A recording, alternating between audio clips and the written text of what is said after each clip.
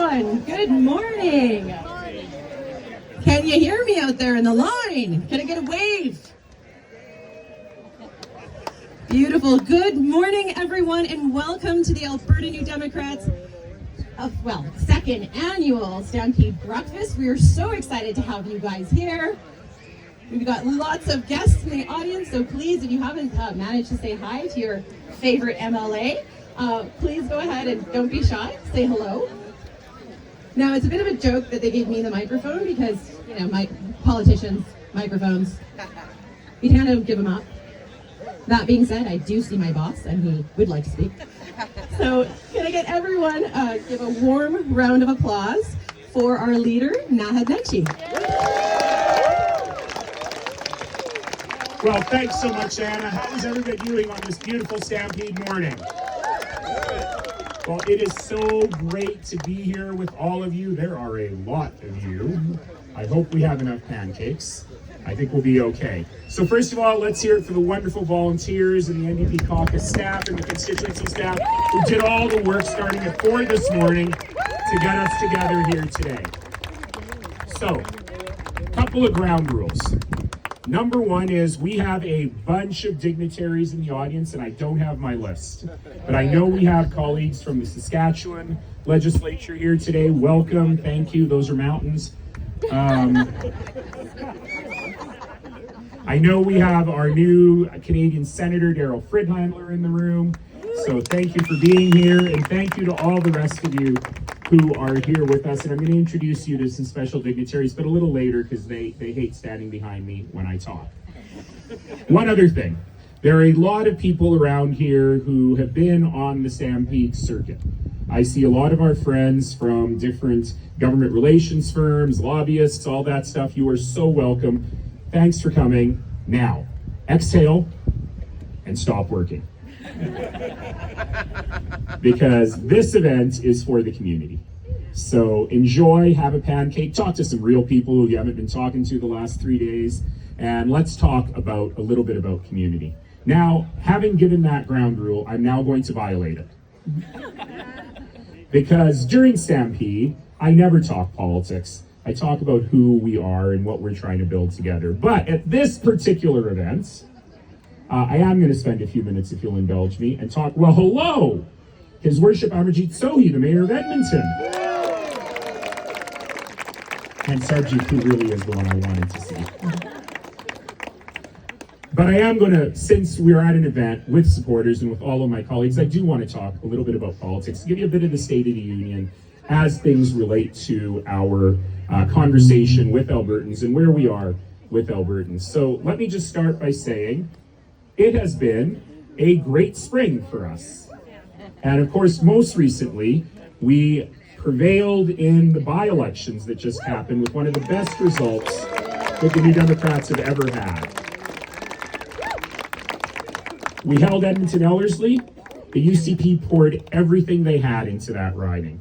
They played every trick, they spent every dollar, and they didn't increase their support at all. And we are lucky to have a magnificent new MLA in the legislature in Gurtej Singh Brar.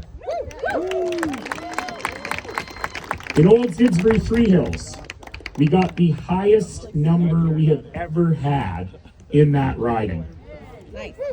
And Premier Smith and her government dropped 15 points.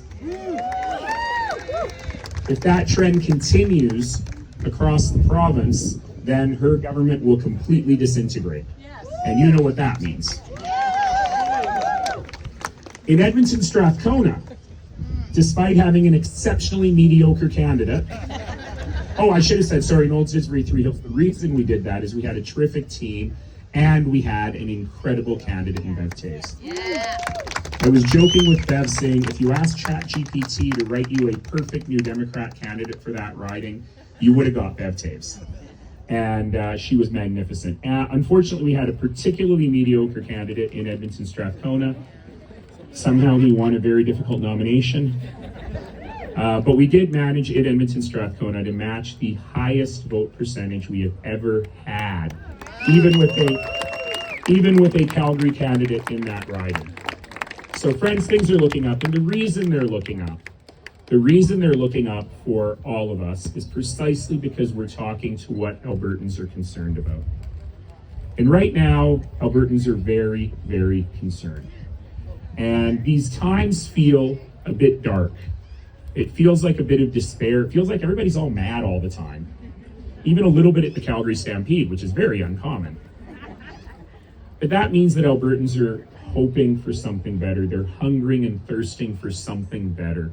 Because we know that we get to live in the greatest city, in the greatest province, in the greatest nation on earth. And all this negativity, all this anger, all this division is fundamentally un-Albertan.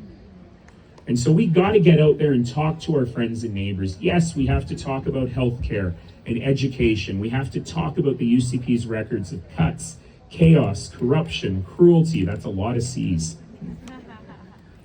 We have to talk about their stunning levels of corruption and incompetence. But the most important thing we have to do now is to remind all other Albertans that you've got a better alternative. You have an alternative that is ready to govern. You have a team that is ready to do all the right things for you, whether it's on the economy and jobs, whether it's on decreasing the cost of living, whether it's on making sure that those critical public services like healthcare and education are there for you, whether it's about protecting our eastern slopes and saying no once and for all to coal mining in the eastern slopes. But I need all of your help to do that, because I'm pretty good with a microphone. The folks I'm about to introduce to you are pretty good with microphones. But where we win this battle is in talking to our neighbors and talking to our friends, and that is what we need you to be able to do. We got to get to the next step, to remind every Albertan that there is a better choice, and that better choice is Alberta's New Democrats. Albertans deserve better, and better is possible. But right now, I see so many of you with these Canadian flags. Wave those flags for us. Wave them high. Dave's taking a picture. Right now, this is the most important thing. The Premier, in order to save her own political skin, is gambling with the greatest nation ever created on this earth. Folks, this could be our last stampede as part of a united country. And I know that sounds alarmist, but the Premier has set in motion an inexorable series of things that it makes it almost certain that we will have a separation referendum next spring. That is shameful. And she has admitted publicly that she's only doing it because she thinks it's the only way she gets to stay being Premier. Well, Premier Smith, I'm here to tell you this right now. Canada is worth way more than your political future. Right. That Canada is worth fighting for, and that we will stand up for this nation every single day. You want that fight, Premier Smith? We will bring that fight right to you. Because we are proud Canadians. We know that, yes, of course, like every place, Canada is big and complicated and bruised and messy, and it doesn't always work, but it is our home. It is a home that has been a home to people for thousands and thousands and thousands of years. Indigenous people built these lands. We have welcomed people from every corner of this broken earth to these lands to live a life of safety and prosperity and a great future for their kids and their grandkids and their grandkids, and I'll be damned if we let Danielle Smith take that away. Yeah. So right now is our chance to speak up for the Canada that we want, the Canada we deserve, and the Canada we need. And that is going to be our fundamental thing. We're going to protect the Canada Pension Plan. We're going to stand up for the RCMP. We're going to stand up for all of those things that make this country work. Guys, I was feeling a little bit like I haven't given a political speech in a long time, and here we are. Am I okay? Did I miss anything? But more important than that, it is the Calgary Stampede.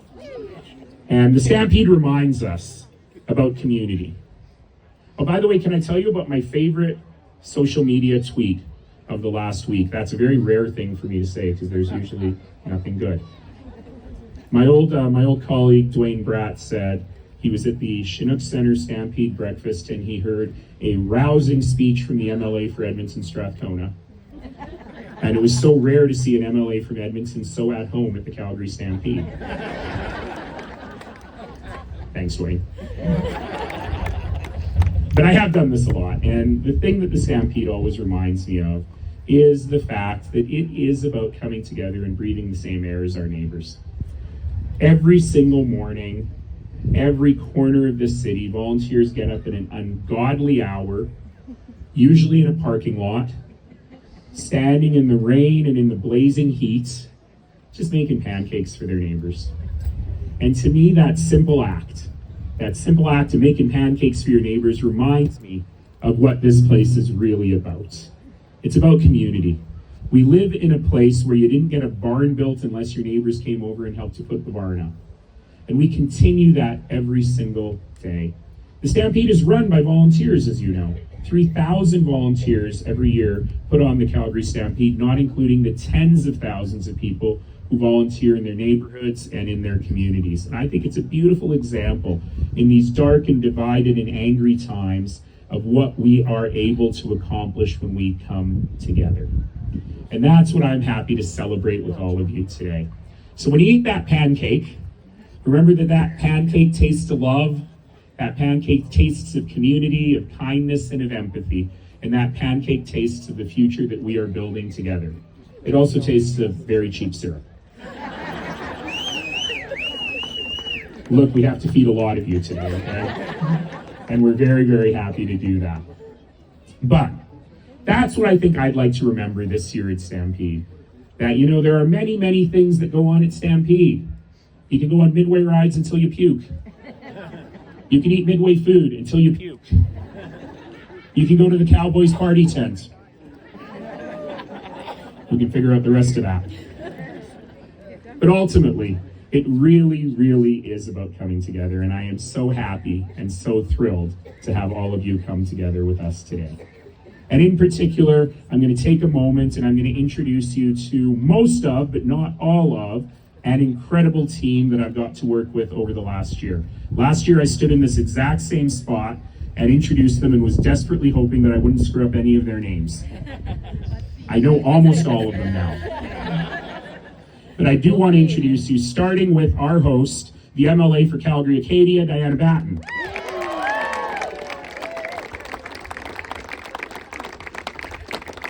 The Dean of our Calgary caucus, our MLA for Calgary Buffalo, Joe Cece. Oh, I should do the whole thing. Shadow Minister of Children and Families, Shadow Minister of Arts and Culture. Next, we have Lizette Tejada, Shadow Minister of Multiculturalism and Immigration, MLA for Calgary Klein. Janet Aramenko, Shadow Minister of Mental Health and Addiction, MLA for Calgary Curry.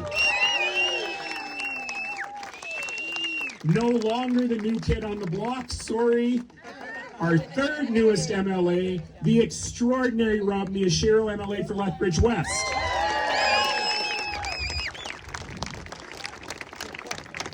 Shadow Minister of Education, MLA for Calgary Beddington, Amanda Chapman.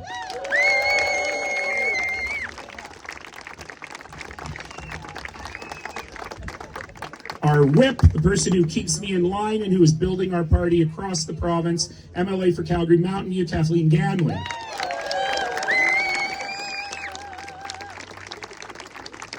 He didn't get the code on what he was supposed to wear today.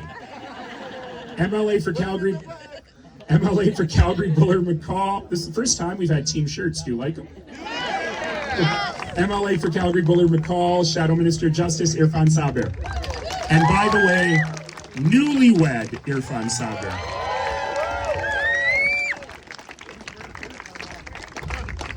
Shadow Minister of Finance, MLA for Calgary Foothills, Cord Ellingson.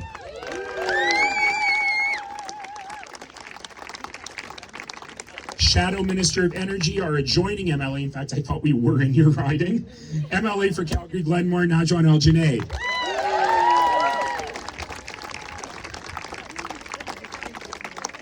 You see the method in my madness.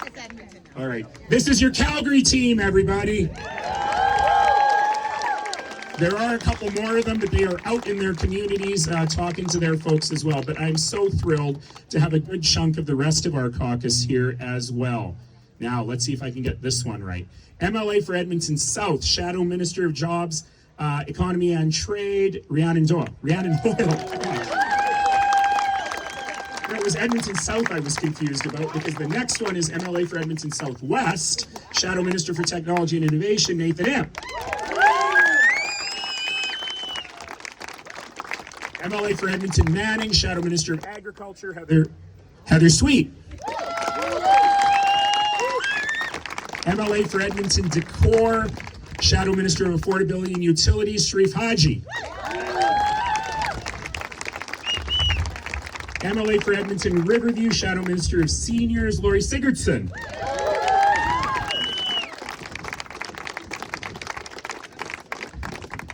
Our fearless leader, the chair of our caucus, and I believe the longest serving MLA in the legislature, MLA for, Shadow Minister of Advanced Education. I'm losing my voice on you, Dave. Dave Egan.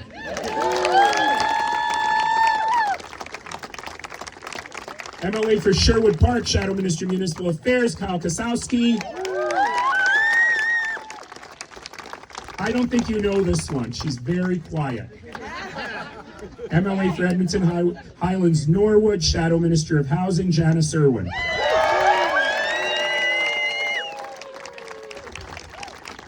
She's big on the internet. And ladies and gentlemen, our deputy leader, the MLA for Edmonton Whitemud, Rocky Pancholi. Did I forget anybody?